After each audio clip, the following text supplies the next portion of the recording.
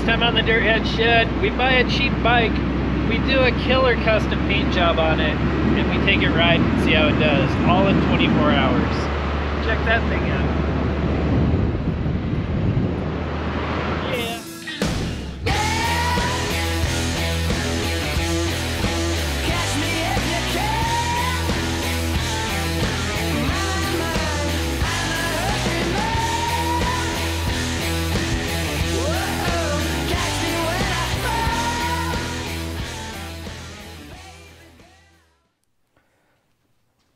Gosh, that thing's actually pretty cool. All right, I just got home a little bit ago. I want to show you what I ended up buying. Oh, it's bright out here. Jeez. All right, you ready for this? It's another Ozark Trail. I couldn't help myself. I couldn't help myself. These things are just too good for the money. Let me unload it and bring it inside. I want to talk about this thing. It is hot out here. Summer is in full force right now. Oh, this is so cool. Oh gosh, it's kind of heavy, but check it out. Now let's get this one up to where you guys can see it pretty good. This one, first and foremost, is a small size frame. When they came out with the Ozark Trail Ridge, they had a medium and a large frame, and the one that I bought before is a medium, and it always felt a little bit big actually for a medium frame.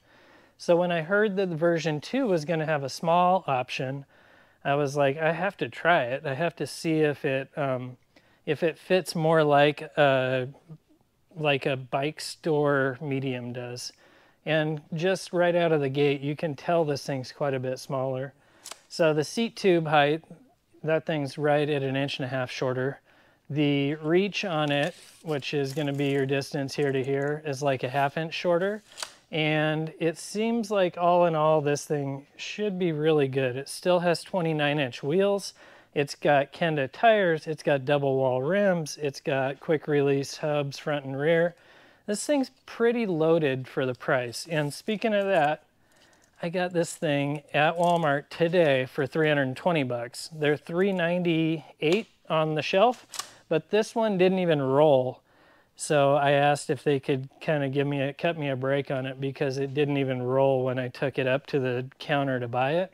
So they knocked off 70 bucks and I fixed it right there inside the store, and what it was the brake pads were actually too tight and they couldn't get the rotor into the caliper, and they didn't even have the wheel in the dropouts. So it was kind of a mess, but like all these YouTube videos say, don't ever trust the assembly at a Walmart bike. They're always kind of junk. So, all right, let's check out the differences on the bike. There are quite a few of them. The main one being the fact that it has the different derailleur on it, and I believe it actually has a better shifter on it as well. The other thing that has totally changed are the brakes. It still has mechanical disc brakes on it, but they're a different brand than the original ones. It's still a 160 rotor in the back, but it's got a 180 millimeter rotor in the front, which is pretty cool. So I feel like once I get these things kind of dialed in, the brakes should be far better than the ones on the other bike.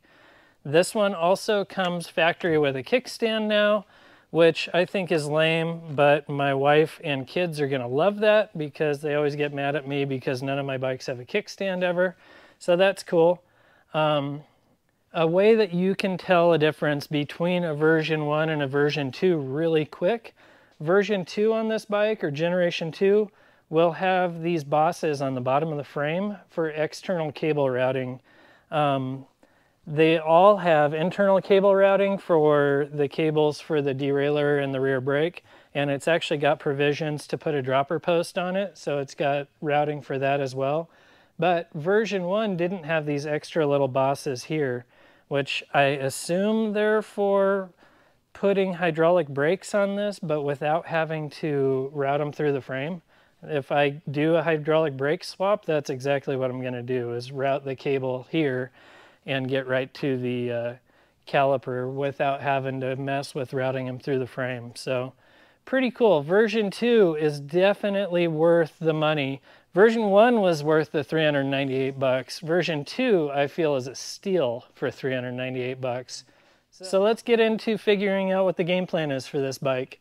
I still think these things are super cool, but I kind of feel like I might need to make this thing kind of look a little cooler if I'm going to expect my wife and kids to want to ride it. It's pretty boring in this stage, but it could be a like super legit looking mountain bike.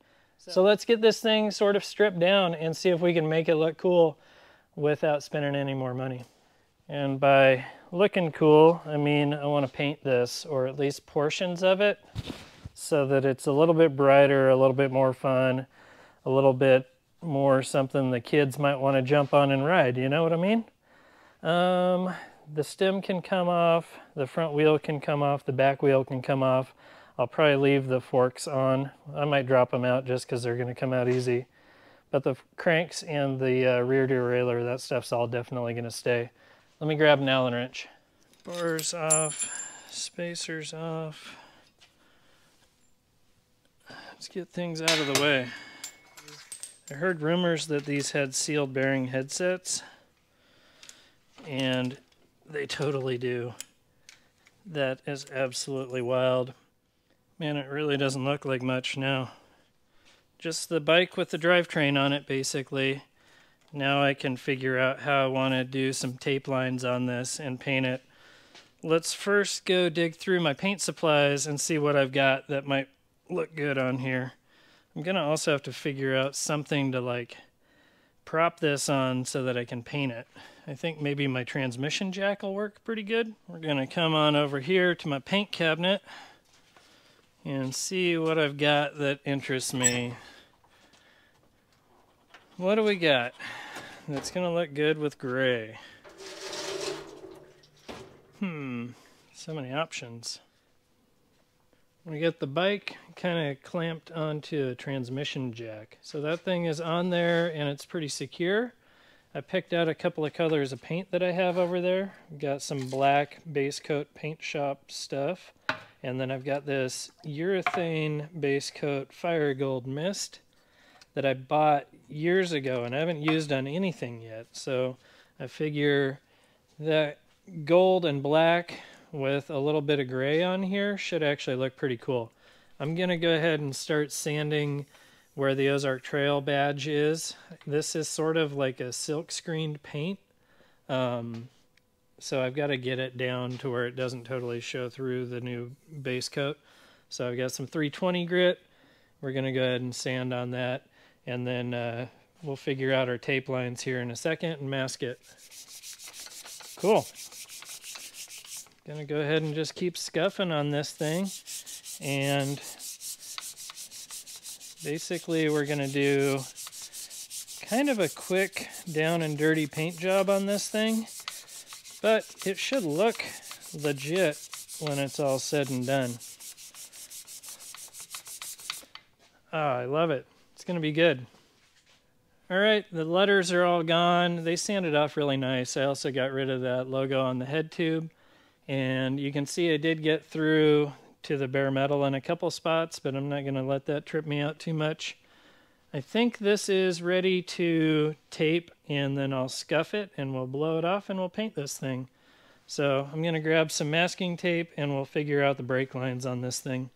So basically what I want to do here is end up with the majority of this bike being that Saturn Gold Fire Mist. That's the color I want it to be. But I don't really want to mess with the bottom bracket area or these back like dropout areas. So I'm going to go ahead and just do a tape line back here on these chainstays, or the upper chainstays, whatever you want to call them. I'll do a tape line there, and then we'll do a tape line for this bottom bracket area. And then we'll paint the whole rest of it. I'm not gonna. So that'll be gold from there up. We'll do another break down here. That'll be a good tape line there. So we've got our tape line here, here, and there. And now we'll mask off where we're gonna have a tape line for these cables to pop through. Here's the key, red Scotch-Brite. This stuff has just enough abrasive to knock the shine down so the new paint sticks really good. And it doesn't scuff so much that you get sand scratches through your paint. So I'm going to get all the areas north of the tape lines Scotch-Brited. That way the new paint sticks really good.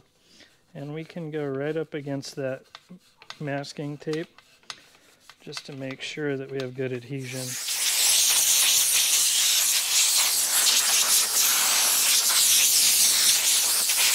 Now we can finish masking it. Let me grab some paper and some more tape and we'll get busy on that. You can use newspaper or old mail catalogs or whatever. Whatever you got. I'm trying to mask the big stuff with paper and then keep the like small fine masking to a minimum because that's just more work. There we go, that's a good start. Alright, it's getting real now. I've got my paint gun. Just, where did I get this? This was a cheapy one. It's a brand called Titan. Be like the same stuff you buy at the auto parts stores. This is some black base coat. This is from Duplicolor, and this is their Paint Shop brand. So we're gonna shoot some black first. I'll show you how that's gonna work out. Let me grab a stirring stick and we'll get this mixed up. This base coat that you get from Duplicolor, this is the stuff that you can buy at any of the auto parts stores. They'll sell it at like AutoZone and O'Reilly and all those places. Don't be fooled by the Duplicolor Paint Shop Clear. It is absolute garbage. But the base coats are really good. If you look at and you like my buddy Matt's green Ford Dent Side Rock Crawler, that thing is all painted with Duplicolor Paint Shop Emerald Green Metallic. It just has good clear on it. So that stuff has proven to be a really pretty good base coat all around. It's cheap. It's 26 bucks or 28 bucks for a quart. And you can do all kinds of cool stuff with it. It comes pre-thinned, kind of ready to spray, but I'm going to thin mine a little bit more. This is just Duplicolor Specialty Reducer, but the label is missing. Base coat's good to go. I'll throw some of that in the gun with a filter. And we really have very little to do with this black base coat, so I just mixed barely any. Let's go shoot some on here. I just kind of blasted about 1.5 inches or so around those tape lines. That'll be the black stripe that breaks between the gray and the gold. Alright, let's pop this color open. This was a paint that I just bought off of... I bought it off of Amazon or something just because I thought it would be cool to use on something. It's Restoration Shop, which is a subsidiary of Tri-City Paints, which was a paint store that I used to use down in San Diego. Holy cow. Heck yeah. Look at that. I don't know if you can see all the metal flake and pearls in that. Oh, this is going to be sick. Work the little clumps out and get this stirred up as best we can. That is an absolutely beautiful color. And I'm sure it just gets better as I get all these big chunks out of the bottom. All that is all more pearls and metallics and everything else. So we got to work all that out. So to create this sort of pinstripe of black between the two, I'm going to use this 1/4 inch masking tape called fine line tape. You can also get this at most auto parts stores in the paint section. So I'm going to go close to my line, but it doesn't have to be totally perfect. That's close, and then what I'll do is take and I'll kind of cover the edge between the two pieces of tape there, between that original 3/4 inch tape and this one. That way I don't end up with like a little bit of overspray if I left a gap. I've got to make these clips shorter. It seems like my GoPro's overheating. It's like 100 degrees today. The base coat is in the cup, and I thinned it a little bit with that specialty reducer. We're ready to throw it in the gun. This base coat doesn't need to be catalyzed, so you just basically go straight into the gun with it and it's ready to shoot. Get my respirator on so I don't have to breathe a bunch of this. Alright, here we go. I'll just kind of get a light dusting on the very first coat. Make sure we don't have any like chemical reactions going on.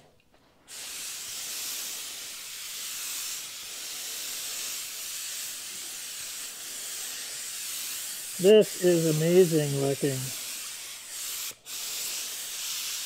So cool.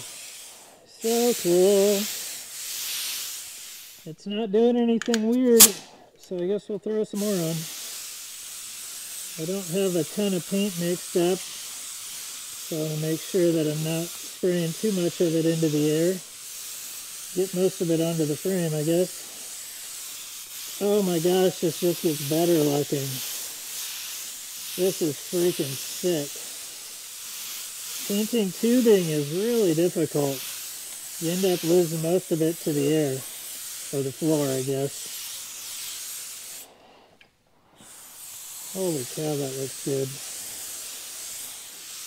Can you imagine how cool the butter Jeep would look in this color? Alright, that's a lot of paint. I'm going to let that sit for a minute. Let's see if my trick to do the pinstripe actually worked. We're going to go in here. I've got the last of the base coat on. So we will peel this little 1/4 inch tape off. Let's see if my... Come on, tape, come off of there. We'll peel this 1/4 inch tape off and see if we ended up with a nice black pinstripe. I'm going to let this base coat dry for a few more minutes, and then we should be ready to shoot the clear. Ha! That's going to look cool. I sure hope the gray and the gold kind of jive together. Look at that. I absolutely love the way this thing looks. This is something that I haven't tried before. Check this out. We're going with Poppy's Patina Flat Out Matte Clear. So this is a clear coat, but it's not crystal clear. It's a matte finish.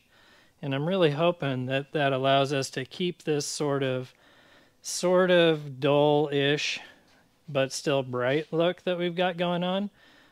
Normally I would go like full clear coat, like super glossy, but I think on this thing, since the rest of the bike is not going to be super glossy, the gray is still a matte finish, I'm going to give this stuff a shot. I've never used a matte clear in my life, and I've used Poppy's products in the past and they've been good, so I guess we'll try it out on here.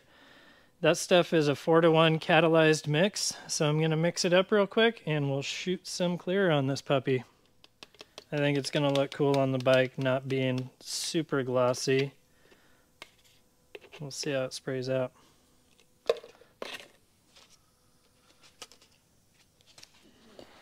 Here we go.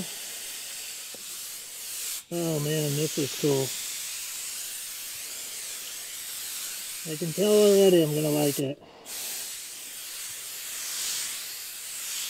So good.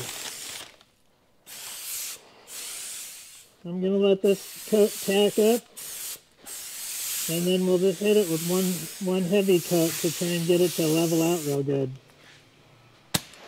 Alright, that first coat dried for about 10 minutes. We'll go ahead and throw the final coat on. Get a little more pressure. Dial this back a little bit, and let's go for it.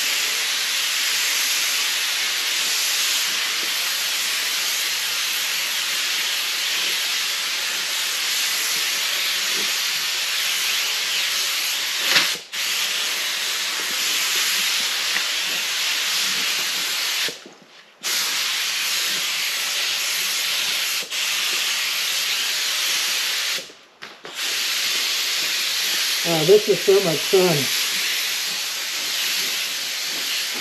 This goodness makes me glad that I didn't go and buy a more expensive bike. If I bought a $800 or $1,000 bike, I probably wouldn't have wanted to do this.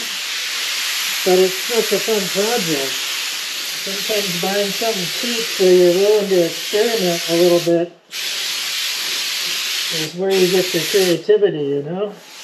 Alright, let's try and get these top tubes to just sort of flow out without running them. Because when I'm riding the bike, I'm going to be staring right down at this thing. I've got like a scratch in it already that's showing through, but can't do anything about that now. Now I just bury that scratch in some clear.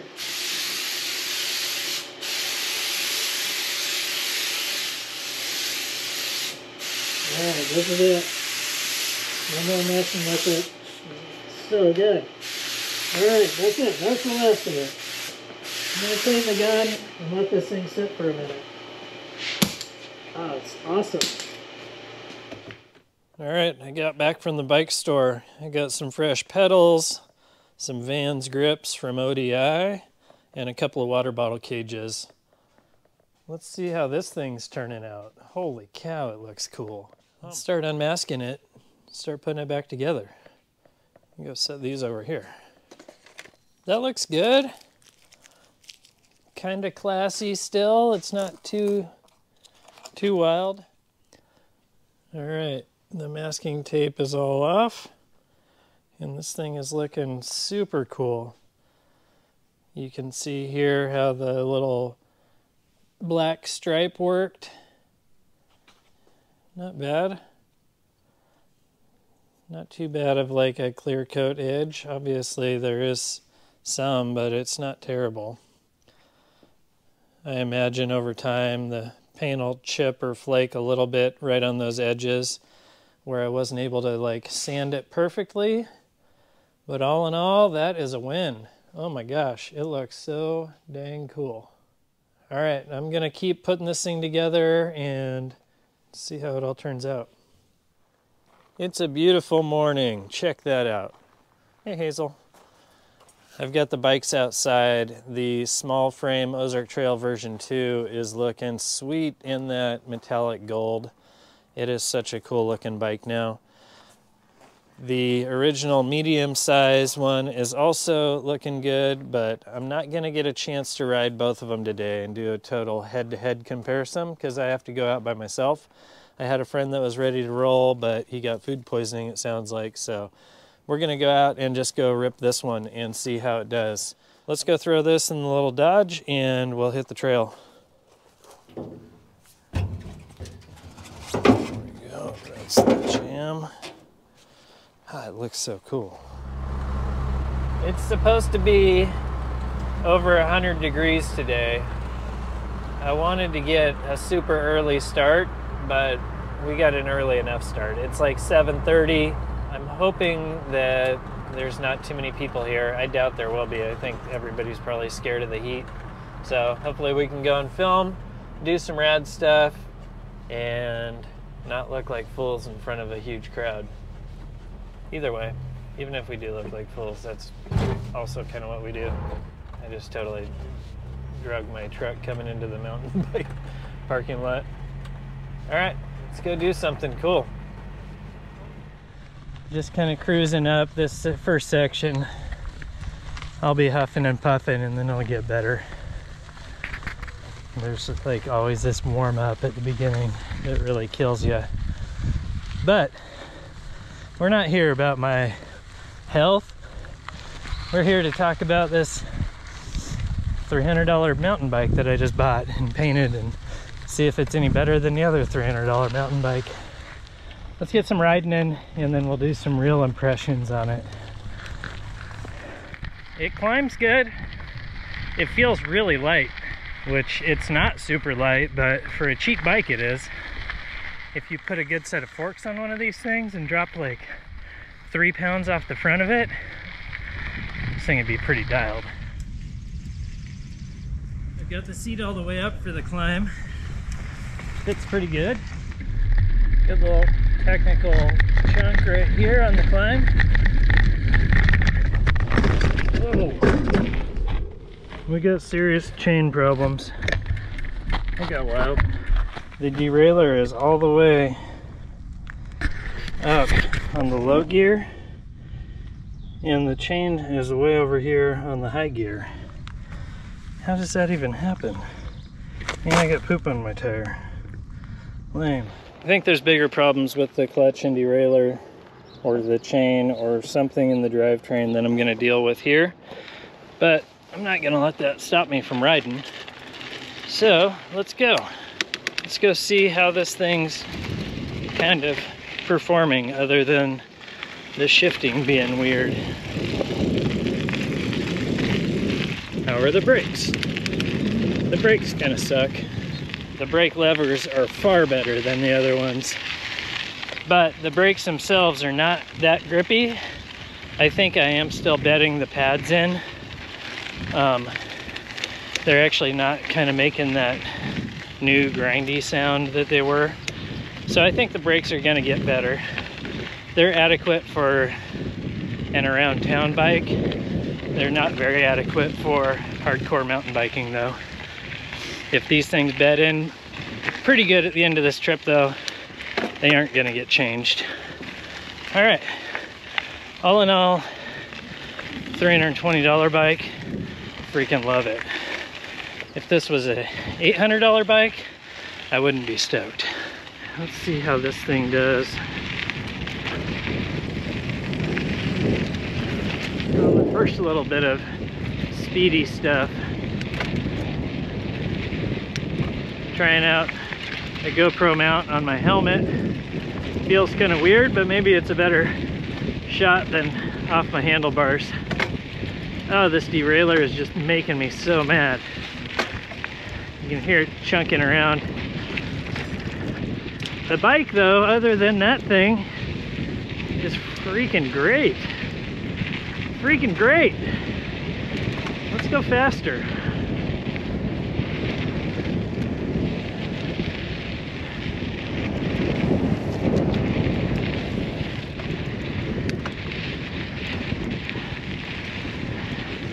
We're cruising.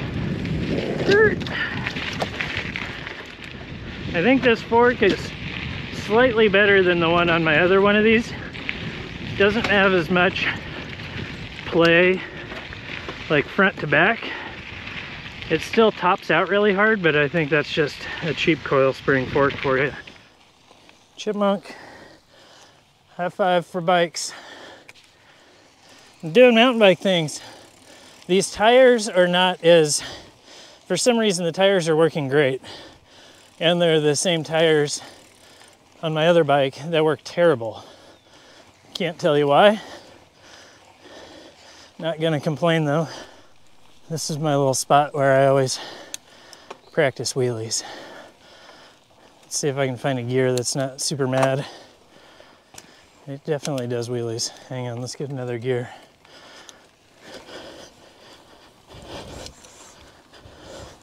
Whew. Got a plane flying overhead. Pretty neat. We're right next to the airport. All right, this is my spot. I at least got to get up to that next corner.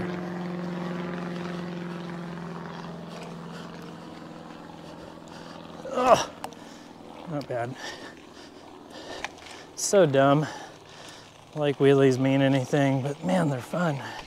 Just makes you feel like you're living, right? Oh God. Let's take a minute to appreciate things, not get mad. Oh, I made it through that chunk, riding one-handed. Look at this color.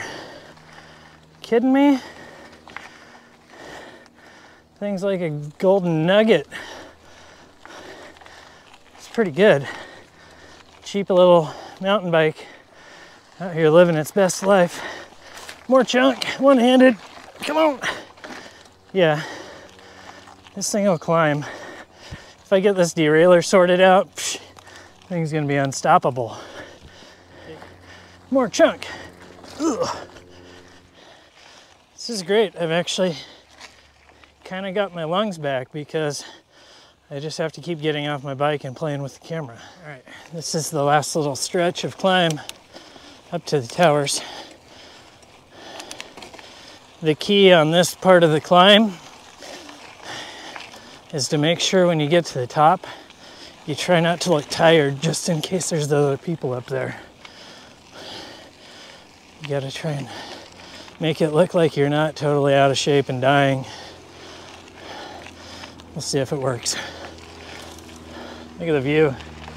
There's somebody on a bike down there. I did it. I made it to the top. Good job, little bike.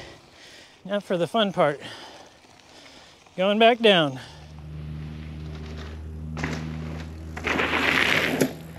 That little drop was cool. The bike did good. That derailleur definitely isn't getting the chain slap that the other one got. So that's good. I'm almost wondering if I just have a bit hanger and the whole thing's just kind of cockeyed a little bit. I probably didn't let the paint cure enough. I got a couple little scuffs in it. One over here from my, one right here from my shoe as I was like climbing on or off of it. Pretty good drop sections all through here. All right.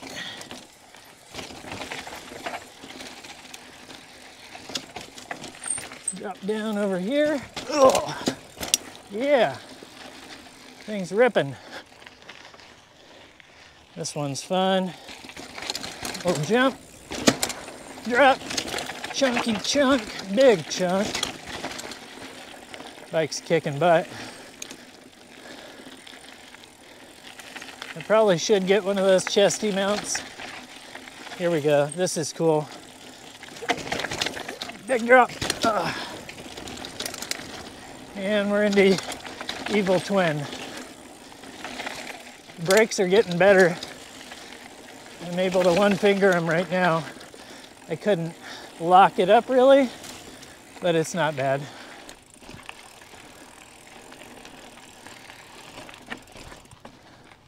Well, mild cruising. What a beautiful trail, huh?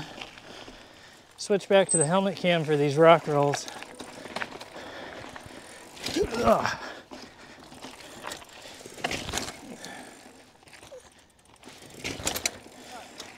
Another chunky section.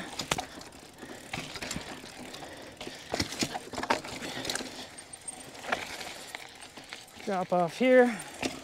Ugh. I really like the size of the frame. This thing is good.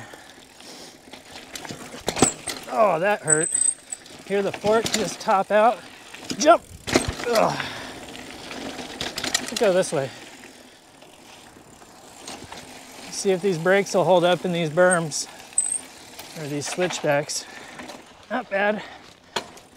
Derailleur pop.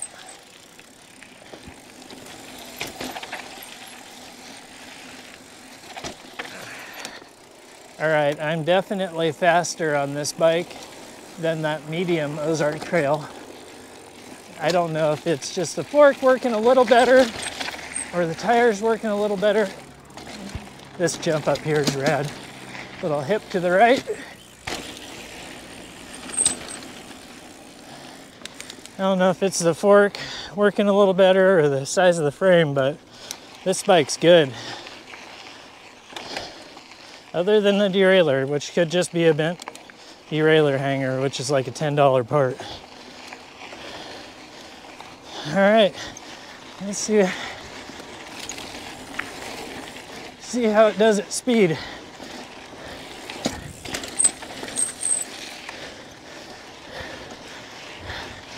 I'm pedaling like crazy right now.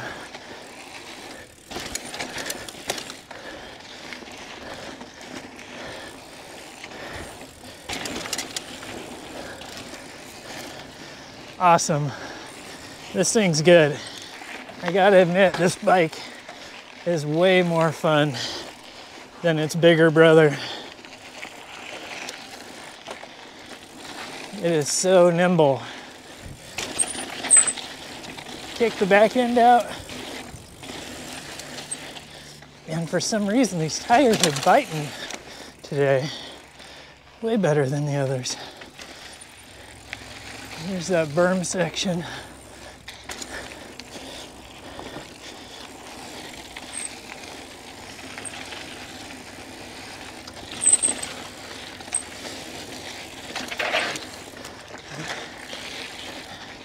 Had to throw the back tire out a little on that one.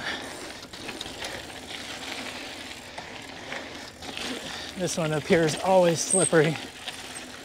Take that one easy. And we're just about out of here. Sick. I think that's it for this dirt head shed. Go out there, buy something cheap and fun, go paint it a bright color, and go huck it off some jumps. Woo! Sick.